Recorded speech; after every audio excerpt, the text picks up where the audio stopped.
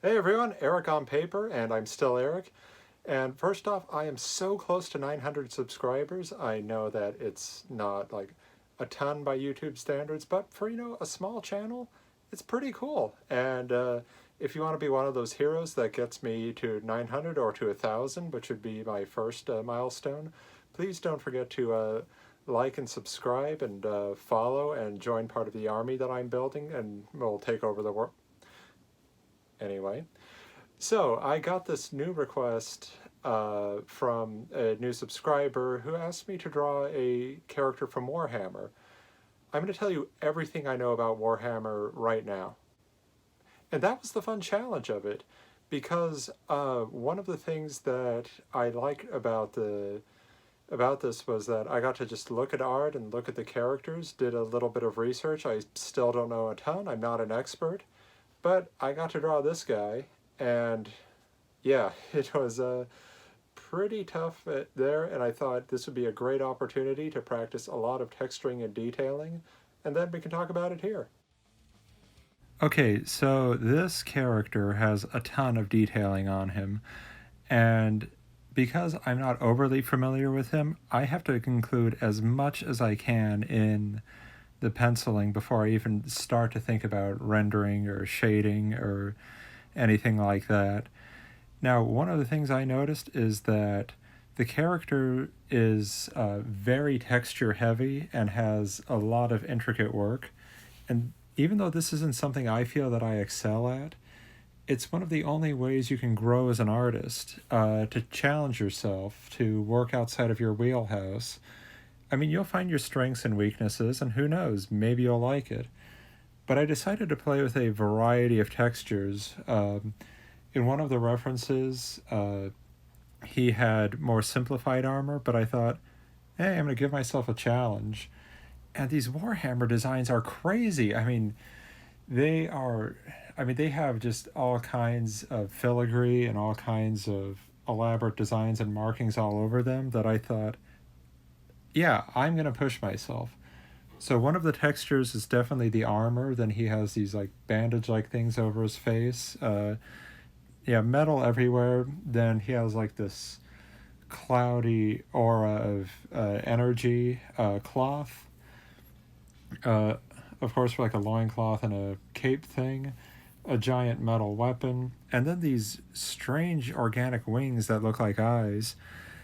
And now, after I've got all that detail in there, it became kind of hard to read for my eye. So that's why I started to shadow and as much as I could to break up and define shapes and create those layers.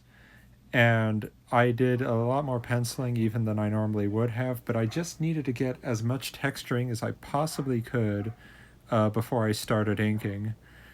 As you can see, to get a lot of detail into your work, you have to think about what you're describing, what your shape is, and then you can start filling it in and designing it. And one of the ways to get more detail into your work is to use as thin a line as you possibly can and build up from there. It reads a lot denser than just using a thick line. And for this, I'm primarily using the thinnest micron, the 0.005, to fill things in. And I knew that wasn't enough, and it doesn't work as well for organic shapes. So I went in with a brush pen that had a very, very thin tip to it and started defining those edges and getting those colors in there. Colors, wow. Getting those lines in there. But the thing is, you can't just render willy-nilly. You've got to figure out where your shadows are coming from. And I decided it's coming from this like energy that the character has coming from his right hand. And I thought, okay, so lighting from the lower right, or technically lower left of just the drawing, but anyway, going with the line work, just figuring out line after line makes things denser.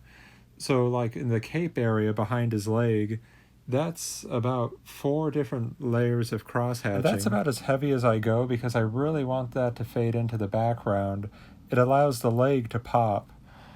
And the more hatching, the more grays and gradients you're creating. That's great, but you have to decide, is this describing the texture I want it to? Like the loincloth here, I really wanted it to have an organic feeling, so I went with a brush. But then this world needs to feel really gritty. Like there's a lot of just wear and tear on things. So I go in and I add a bunch of lines, keeping in mind where the shadow is to help fill that in. And as I said, sometimes just one layer will do it. Sometimes if I'm coming out of a heavy shadow, I prefer to do a couple different layers, but of cross hatching. Yeah, just I would encourage you, go a bit nuts. Like his right arm here, I don't want to overwhelm the details. I still want people to recognize what it is, but I fill it in just enough to get the form in there, but you can still see the line work that I'm laying down. Normally for weapons I would use a roller, but I want this guy to look imperfect. I want his weapon to look really used, so I didn't use the roller this time.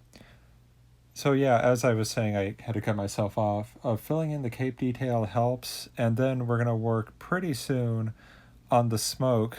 And to change that up, I had another brush pen that was, it's on the verge of dying. So I decided to fill that in with that, and you'll see that toward the end of the video. But keep in mind that tools, even if they're on their last legs, can, still be used.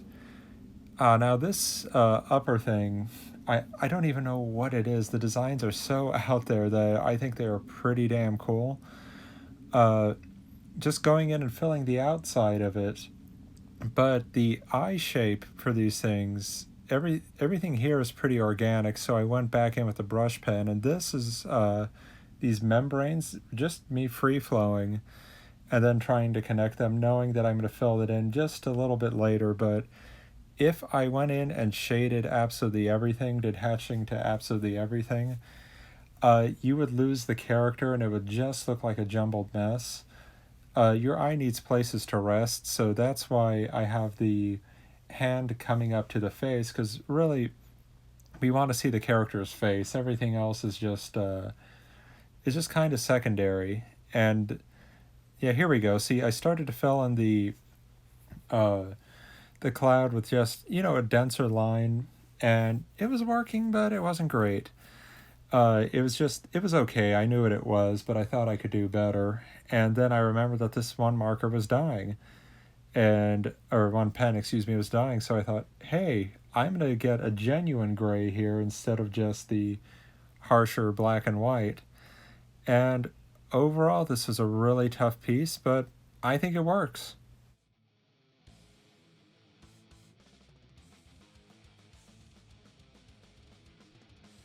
I had a lot of fun drawing. Yeah, so I had a lot of fun drawing this guy. When I get to do a lot of texturing and detailing work, it really gets out the aggression and tension that I'm feeling. It's been a bad few years. But anyway, I think that one of the things that I like most is just trying new things. So if you want to leave me comments down below on what to draw, I'm really excited to get those. There are sometimes I miss or I forget, so if you'll kindly remind me. I'm really intrigued to do a Batman versus Joker drawing. I saw that as one of the suggestions. Also, I've got Pinhead coming down the pike and a few others. But before all that, we're actually filming more Spider-Man 4 this weekend. I'm really excited about that. I think you guys are going to love the scene of what we've come up with. So yeah, keep your eyes peeled for that. Anyway, don't forget to like and subscribe, and keep telling your stories.